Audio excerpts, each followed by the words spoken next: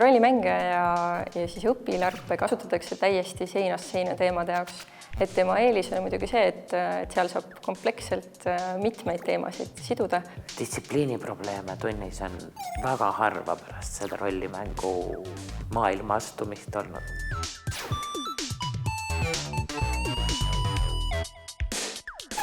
See on hea vahend õppimiseks just sellepärast, et ta tekitabki emotsionaalse sideme selle teemaga.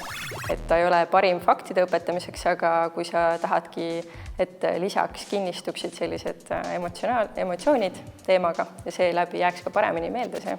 Sest et iga kord, kui ta seda teemat siis jälle kuskil näeb, tal meenuvad see hetk, kus tema ise oli see tegelane, ise selles situatsioonis, ise selles loos. Võib-olla need mured olid tema enda mured. Esimesi motiive, mis minul oli sellega tegelema hakata, tuua lapsed arvutite tagant välja. Et nad mängivad päris elus, päris looduses, sama põnevat mängu, ainult et nad teevad seda füüsiliselt. Neil on sama seiklus, mida nad muidu arvutimängudes järgiksid, ainult et neil on seal mingi 5–15 kilo turvist seljas ja nad jooksevad päriselt metsas. Formaalhariduses me soovime teatud teemat matemaatikast või loodusõpetusest või inglise keelest õpetada ja selle ümber lihtsalt luuakse selline mänguline narratiiv. Ja kuna lihtsalt see mängulisus on nii motiveeriv, siis nende jaoks muutub ka see matemaatika õppimine motiveerivaks.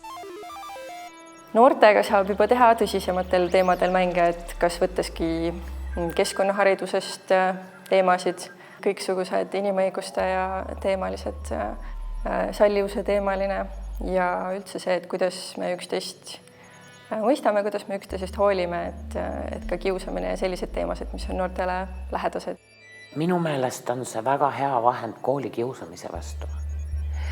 Sellepärast, et kui sa saad olla rollis, sa oled keegi teine. Sa astud välja sellest harjumuspärasest ohvri rollist ja sa proovid selle teise tegelasena teisi käitumismudeleid.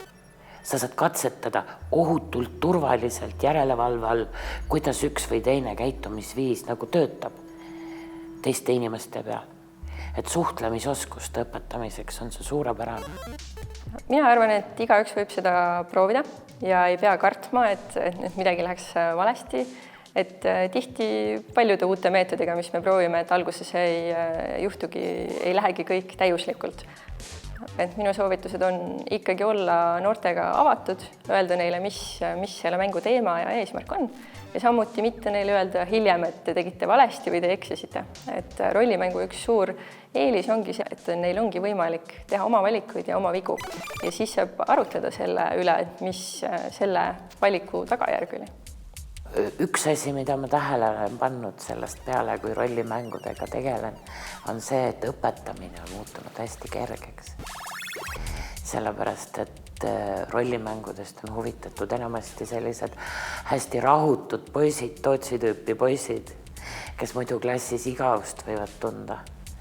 Aga nüüd distsiplineerib neid juba see, et nad tahavad mängu kaasa saada ja hoiavad ennast vaos selle nimel, et pärast siis välja möllata ennast.